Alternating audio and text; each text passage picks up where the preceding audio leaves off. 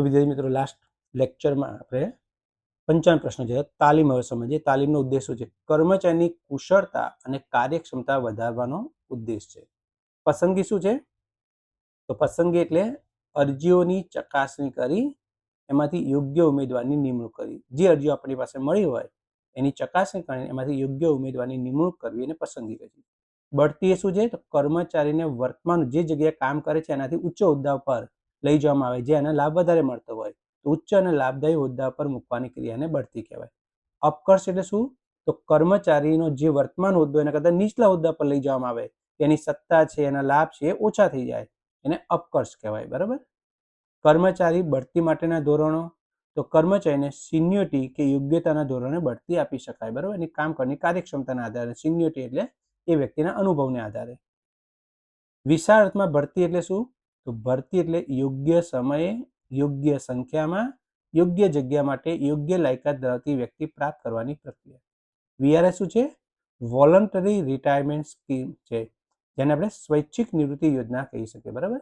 વ્યક્તિ પોતાની નિવૃત્તિની વય પહેલા રાજીનામું આપી અને પોતે છૂટો થાય. શક્ય હોય તો બધાનો સ્ક્રીનશોટ લઈ લો જેથી તમે વાંચી શકો પ્રશ્ન પછી. ઉમેદવારની આવડત કઈ સપાટી દ્વારા નક્કી થાય? ઉમેદવારની આવડત ધંધાકીય કસોટી દ્વારા.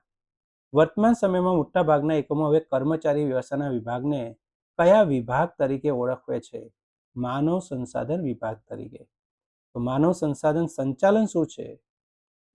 ધ્યેય સિદ્ધ કરવા માટે જરૂરી કર્મચારીનું આયોજન કરવું, એ પ્રકારના કર્મચારી પ્રાપ્ત કરવા અને એમના વિકાસની જે પ્રક્રિયા છે એને માનવ સંસાધન સંચાલન કહે છે. ટૂંકું રૂપ આપણ છે આઈએમનું ઇન્ડિયન ઇન્સ્ટિટ્યૂટ ઓફ મેનેજમેન્ટ, આઈટીનું ઇન્ડિયન ઇન્સ્ટિટ્યૂટ ઓફ ટેકનોલોજી અને એચઆરએમનું હ્યુમન રિસર્ચ ઓફ મેનેજમેન્ટ. મિત્રો બરાબર. ત્યાર પછી 67 નંબર છે એચઆરએમનું full form human research management. ઘણી બધી વાર મોસ્ટ ટાઈમ બી પ્રશ્ન આપણે પ્રતીક્ષા યાદી એટલે શું? બરાબર. ઘણી 2 માર્કની અંદર પણ પૂછાતો હોય છે વિભાગ સીમાં. ધ્યાન રાખજો. પ્રતીક્ષા યાદી શું છે? તો ભૂતકાળમાં આપણે જાહેરાત આપી હોય ભરતી કરવા માટે ત્યારે જે કંઈ આપણને અરજીઓ મળી છે એમાં જરૂર કરતાં વધારે ઉમેદવારો પસંદ કરી એની યાદી બનાવી રાખીએ છીએ અને પ્રતીક્ષા યાદી કહીએ છીએ, કે જેથી ભવિષ્યમાં જ્યાં જરૂર પડે તો આમાંથી આપણે પછી બીજા લોકોને બોલાવી શકીએ, ફરી તમારે જાહેરાત ના આપવી પડે. તો ભૂતકાળમાં જાહેરાત આપીને ભરતી કરવામાં આવી હોય ત્યારે જરૂર કરતાં વધારે ઉમેદવારને પસંદ કરવામાં આવે છે અને યાદી બનાવે છે અને પ્રતીક્ષા યાદી કહેવાય. વેઇટિંગ લિસ્ટ જેને કહીએ. માહિતી પ્રેષણ એટલે શું? તો સંચારની નિમ્ન સપાટીથી મધ્ય સપાટી અને મધ્ય સપાટીથી ઉચ્ચ સપાટીએ જુદી જુદી પ્રવૃત્તિના અહેવાલ પૂરો પાડવાની જે પ્રક્રિયા છે એને માહિતી સંચાર કહેવાય. ટૂંકમાં તળ સપાટીથી ઉપરની સપાટી સુધી માહિતી પહોંચાડી છે અને માહિતી પ્રેષણ કહેવાય. સમજો, માહિતી પ્રેષણ અને માહિતી સંચાર એ જુદું છે. નિરીક્ષણ એટલે શું? નિરીક્ષણ એટલે કામદારોના કાર્યની દેખરેખ રાખવી. આરસી ડેવિસના મતે જોવા જઈએ તો નિરીક્ષણ એવું કાર્ય છે કે જેના દ્વારા યોજના અને સૂચનાઓ મુજબ કામ થયું છે કે નહીં એની આપણને ખાતરી મળે છે. બરાબર. ટૂંક સ્પીડમાં બેટા જઈશું કારણ કે વિડીયો લેક્ચર છે, કે જેથી કરીને પછી એને અપલોડ કરવામાં પણ બહુ ટાઈમ ના બગડે. શૂન્ય સપાટી વિતરણ વ્યવસ્થા કોને કહેવાય? કે જેમાં ઉત્પાદક પોતે જ ગ્રાહકને સીધો માલ પહોંચાડે, વચ્ચે કોઈ મધ્યસ્થી ના હોય, અને શૂન્ય સપાટી વિતરણ વ્યવસ્થા. અભિપ્રેરણ એટલે શું?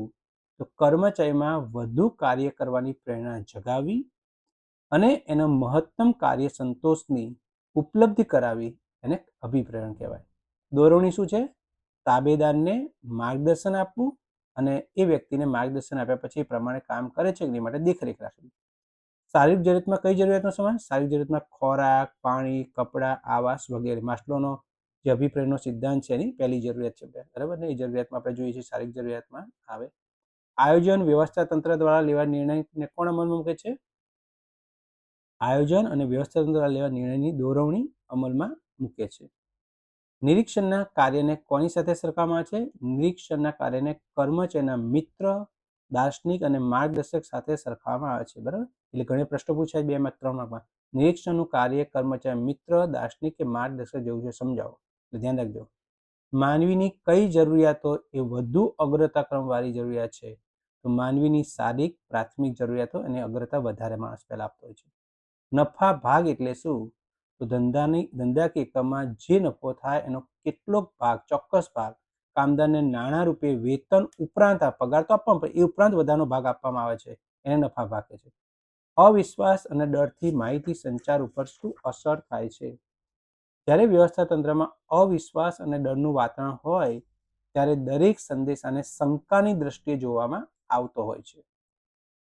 આધુનિક માહિતી સંચારના સાધનો મૌખિક, લેખિત સંદેશાઓ, telephone, fax, internet, mobile phone, SMS, ટેલેક્સ વગેરે. દોરવણીના તત્વો, દોરવણીના મુખ્ય 4 તત્વો છે. એમસીક્યુ પૂછાય દોરવણીના કેટલા તત્વો? 4. નિરીક્ષણ, અભિપ્રેરણ, નેતૃત્વ અને માહિતી સંચાર. નિરીક્ષણ અથવા નિરીક્ષક એટલે શું? તો કામદારોના કાર્ય પર દેખરેખ રાખવી, અને નિરીક્ષણ અને આવી દેખરેખ રાખનાર વ્યક્તિને નિરીક્ષક કહેવાય. કામદારના કાર્ય પર દેખરેખ રાખવામાં આવે એ કાર્યને નિરીક્ષણ કહેવાય, અને આવું કામ કરનાર વ્યક્તિ છે એને નિરીક્ષક કહેવાય. જરૂરિયાતનો અગ્રતાક્રમ નક્કી કરનાર અબ્રાહમ માસ્લો કોણ હતા? એક મનોવૈજ્ઞાનિક હતા બેટા. ઉચ્ચ કક્ષાની જરૂરિયાતો કઈ છે? ઉચ્ચ કક્ષામાં 2 જરૂરિયાતો, એક સન્માન પ્રતિષ્ઠાની જરૂરિયાત અને બીજી છે આત્મસન્માન અને આત્મસિદ્ધિની જરૂરિયાત. સન્માન, પ્રતિષ્ઠા, આત્મસન્માન અને આત્મસિદ્ધિ એ ઉચ્ચ કક્ષાની જરૂરિયાતો છે. માસ્લોના અભિક્રમના સિદ્ધાંતની આકૃતિ આવડતી હશે તો ખબર હશે બેટા.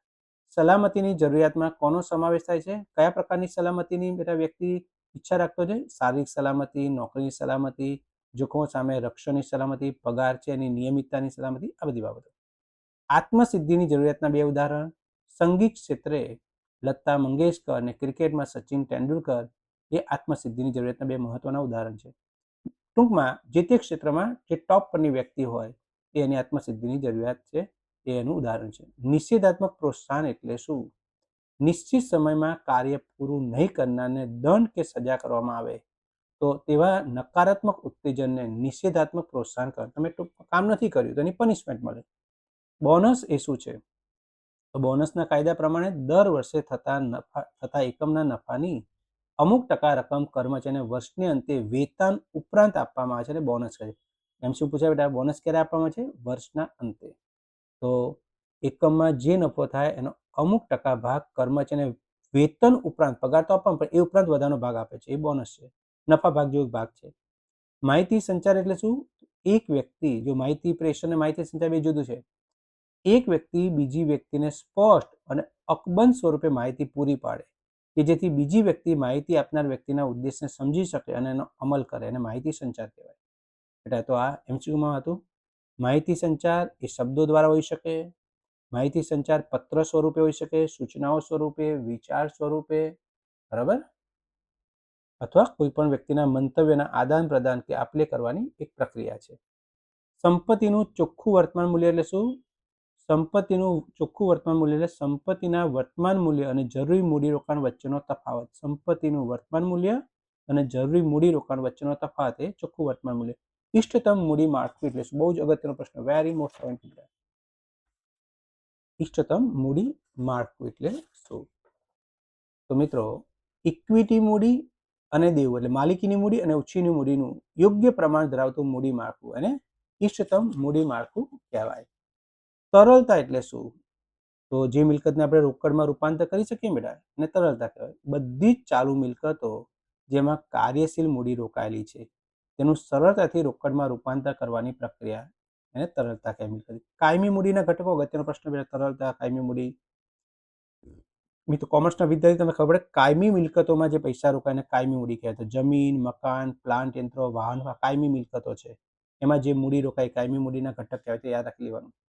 કાયમી મૂડીના પ્રાપ્તિ સ્થાન, ક્યાંથી કાયમી મૂડી મળે? લાંબા ગાળાની મૂડી બેટા એક તો ધંધાના સ્થાપક દ્વારા રોકાયેલી હોય, ધંધાના માલિકો દ્વારા, અથવા વિવિધ પ્રકારની જામીનગીરીઓ જેમાં આપણે ઇક્વિટી શેર છે બહાર પાડીએ છીએ, નાણાકીય સંસ્થાઓ અને નફાના પુનરોકાણ દ્વારા જે મૂડી મળે છે કાયમી મૂડીના પ્રાપ્તિ સ્થાનો છે. કયા ઉદ્યોગમાં વિશાળ પ્રમાણમાં કાયમી મૂડીની જરૂર પડે છે? વહાણવટા ઉદ્યોગ છે, લોખંડ પોલાદના ઉદ્યોગ છે, સ્ટીલ ઉદ્યોગ છે, ખનિજ ઉદ્યોગો છે જે કાયમી મૂડીની જરૂરિયાત વધારે હોય છે. ઉત્પાદન ચક્ર એટલે શું? Very most IMP. કાચા માલની ખરીદીથી માંડીને તૈયાર માલનું ઉત્પાદન થાય ત્યાં સુધી આ બે વસ્તુ વચ્ચેનો સમયગાળો છે અને ઉત્પાદન ચક્ર કહે. ઘણી 2 માર્કમાં પૂછાતું હોય છે, થોડુંક લાંબુ લખવું પડે તો 2 માર્ક. મૂડી માળખું શેનું મિશ્રણ છે? માલિકીનું અને ઉછીની મૂડી એટલે માલિકીની મૂડી અને દેવાનું મિશ્રણ છે.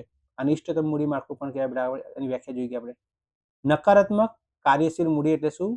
ચાલુ મિલકત કરતા ચાલુ જવાબદારી વધી જાય એટલે મિલકત કરતા દેવું વધી જાય બેટા, એ નકારાત્મક. કઈ મિલકત? ચાલુ મિલકત અને ચાલુ જવાબદારી. ચાલુ મિલકત કરતા ચાલુ જવાબદારી વધી જાય તો એ નકારાત્મક કહેવાય, અને ચાલુ જવાબદારી કરતા ચાલુ મિલકત વધારે હોય તેને હકારાત્મક કાર્યશીલ મૂડી કહેવાય. ધ્યાન રાખજો, અગત્યના પ્રશ્નો બે બેટા. ડિવિડન્ડનો આધાર શેના પર છે? ડિવિડન્ડની ચૂકવણીનો આધાર પ્રાપ્ય રોકડ ઉપર રહેલો છે. ડિવિડન્ડ એ શું છે? ડિવિડન્ડ એ કંપનીનો નફાનો એક ભાગ છે જેના શેર હોલ્ડરો વચ્ચે વહેંચવામાં આવે છે. ડિવિડન્ડ એ શેર હોલ્ડરને તેમના રોકાણ પર મળતું વળતર છે એમ પણ કહી શકાય.